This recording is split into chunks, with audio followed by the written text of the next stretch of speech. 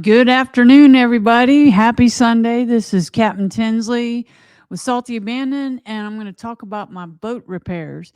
So, some of you know that the boat was gone for 6 months. I was gone for most of that time. I had to fly home for some things, but there were several problems on the way down to the Keys, and then on the way back, I thought I was good, and then when I almost got home, there were several problems that came up. So, I'm here to talk about that. I'm going to go through it quickly so as not to bore anybody. And I've got it all queued up and ready to go to make it easy and fast. So, first of all, I'm going to talk about my engine repairs. So, I have a 1998 Yanmar 3GM30F, a 27 horsepower. It's the original engine that came with the boat.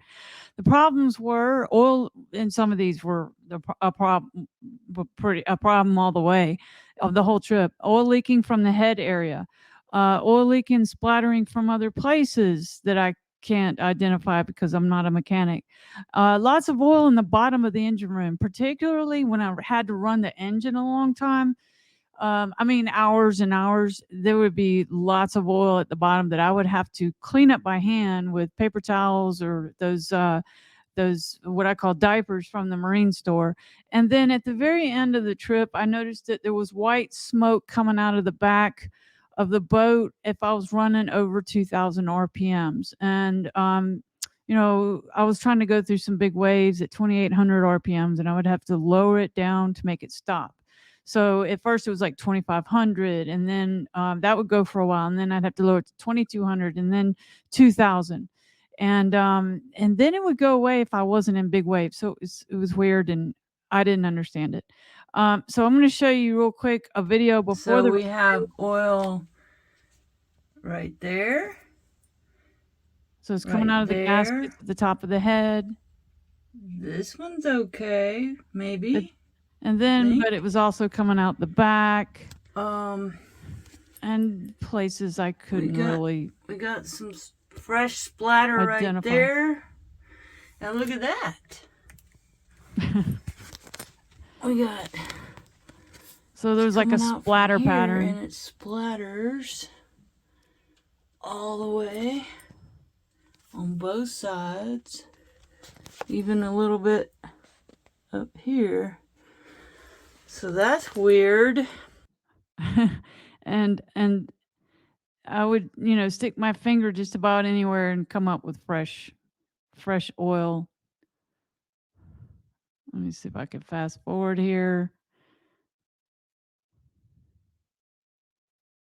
It was all up in there.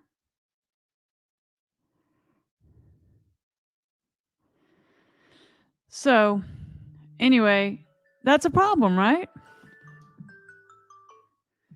So when I got back, Billy from 30 Degrees North went and just kind of assessed all my problems. And I'm going to go over what he did with the engine and with other problems too. But okay, so oil leaking from the head area, oil leaking and splattering from other places around that whole area.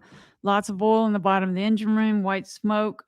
So what he had to do was fuel injectors repaired. He sent those off, and they were able to mill them down at a machine shop in Pensacola. He replaced the head with a rebuilt head, and that was the difference in price was $1,875 for a rebuilt one or remanufactured one, as opposed to $5,650 for a new one.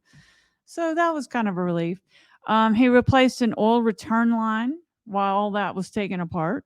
He repaired the rear main seal leak, and then he completely cleaned it all up. It's looking great.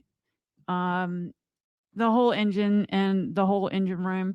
And he did any other remaining 1,500 hour check recommendations made by Yanmar or Island Packet, whoever does that. So there's the splatter right there. And here it is taken apart. The head. Somebody correct me if I'm wrong. And there's two pictures of the engine right next to each other after it was all taken. And then I believe this is the injectors before they were cleaned up, and this is them all cleaned up. And you can see the wear and tear. So I went back and looked at my text from Billy, and he wrote, after getting your cylinder head back to the shop and washing it up, you can really see how the unburned fuel had damaged the head and valves. Now it's off to the machine shop to see if they can mill it down to remove damage and do valves. So as it turned out, they could repair the valves, but they had to get a rebuilt or remanufactured head. So here's the engine all put back together, all cleaned up. The engine room is all cleaned up. You can see a black mat underneath the engine there. That is not oil. That is instead of being white, it's black. And it's all running. He ran it. No oil leaked out. I haven't actually run it myself, but I'm going to tomorrow, because we'll get to that in a second. Let's talk about the head. So on the left is a picture of my Pure Sand waste filter system. That's not the problem. That's working great. That was a whole game changer on my trip. The picture on the right is my manual toilet, my manual head. And right at the end of the trip, like, it got stuck in that position. So the blue arrow is the handle, and then the red arrow is it's supposed to push down and flush and send it off to the Pure Sand. Well, it got stuck. So without giving too many disgusting details, somehow when he took it all apart, when Billy took it all apart, and God bless him, I got a big bill for that portion, and rightfully so, because he was sending me pictures and it was pretty gross. But somehow there was a lot of paper down in there. Now, I don't put paper down there. I don't know how that happened. I mean, maybe about a handful of times I forgot and wasn't thinking, but there was a lot of paper down there all clogged up. So he had to clean all that up. God bless him. And it's working now. So not sure how that happened. I mean, it's a 1998 boat, and I've had it since 2020. I don't think it was somebody else who did it before me. I don't know, but I just need to be more careful. The fridge quit working right at the end of the trip. Crazy.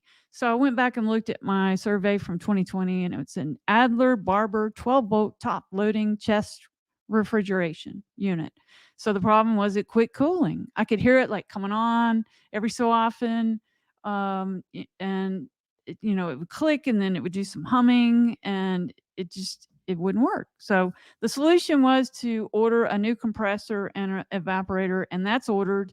Takes a while. It's not here yet, but that's in the works. Definitely need a fridge. Right at the end, my freshwater pump quit working, and it was just over a year old. So they were able to send it off to the manufacturer, and they just sent a new one back. So happy with that. That's all installed. Right after I got back, we had a big winter storm. So I did scratch the boat a little bit on the trip, but crazy that nothing like this happened on that long trip. But it happened as soon as I got back into my slip at home. So I do have a metal finger pier there. And the wind was so bad. It was, a lot of people know about, it was like 50 knot winds, even 70 gusts. And it just really banged my boat up against the finger pier. And let's see if I can find well, first of all, those are gouges right there. Those are all going to be fixed here. I'm going to talk about that in a minute. And there's a picture of the corner fender that just broke. It was just so much pressure. So now I have this set up. So this is what Billy suggested. Kind of has a give and take to it, and it'll keep it off that badly designed finger pier that ends midship. And I found out during Hurricane Sally that that's not good. I really want to extend that. That takes money too, though. I installed, while he was working on the boat, I ordered a new faucet with a pull down sprayer. I wanted something a little more modern. It was acting up anyway. The little screen that was up in there was just spewing water everywhere. So rather than fix an old one, I got that new one. So here's the old one that came with the boat. That's the faucet and the separate sprayer. I had all that's taken out, thrown in the trash. So I have something new. So that is that. So tomorrow I have an appointment at Barber Marina, and for a haul out. And it's a very nice marina. And they have a very nice, what you call it, that pulls the boat out of the water. So here's where I'm going, and here's their boat lifter thing. I know there's a name for it, I just can't think of it. And I have a picture of my boat in that, but I couldn't find it.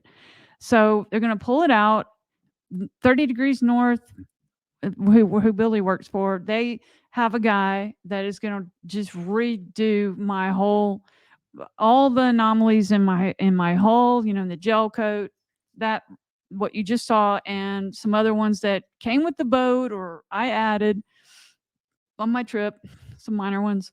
It's all going to be done. It's all going to be handled, and it's going to be completely buffed and waxed. It's going to look brand new. It's a 1998 boat, and I'm so thrilled this is going to happen. I've seen pictures of what Colin Mack's company can do on the East Coast. He did with Island Spirit, and I was just really jealous. It was so shiny and perfect, and that's what I want, shiny and perfect. So the guy that is doing this, I don't even know his name, but he wanted a covered 60-foot height slip covered to do this. I don't know if somebody can probably tell me if that's 60 foot. I don't know. This is what's on their website, but they assure me that's what it is. And when I have a 425 draft and a 48-foot mast, so it should work in the 60 foot. And they have a very nice boat yard. And here's the rest of that. My boat's been in there before, when I got a bottom job and some other work. So that's happening tomorrow. I'm very excited that this is all happening, and it's March. This job should take about a week, I'm told. Sometimes it never happens like they say, but even if it takes 2 weeks, we're getting it. We're going to be getting into warm weather, and I'm excited that I got the itch getting back. I want to get back on the boat, and want to go over, do some local sailing and some local anchoring, and do a shakedown with all these repairs, and go over to Fort McRae, right over the Florida line. We're right next to the Florida line, if you're not familiar. And do some anchoring at Fort McRae, and do some kayaking, take my kayak and kayak over to the beach, hang out at the beach. And there's local IPs that are talking, island packets that are talking about getting together and do like a little mini view. And I'm looking forward to that. And one of them is a guy that is in Gulf Breeze, I believe, that I have on the podcast. It might be next week, not this coming Wednesday, but the following week. But I have people scheduled all the way through April 3rd. So please stay tuned for the Salty podcast. I'm really excited about it. I've been really enjoying to do this and enjoying doing this, because if I can't be in the Caribbean or somewhere down on the boat, the next best thing is to interview people that are on their boats in the Caribbean. So on their island packets in the Caribbean. So I'm excited. That's it. I think I got everything in. It's 13:28 is the time on this video. So I'm going to go ahead and end this, and hope you'll tune in for the Salty podcast on Wednesday. I have Island Spirit and Rating and Hayden, and they are Island Packet royalty, Island Packet loyalists. So please tune in for that. Salty Abandon out.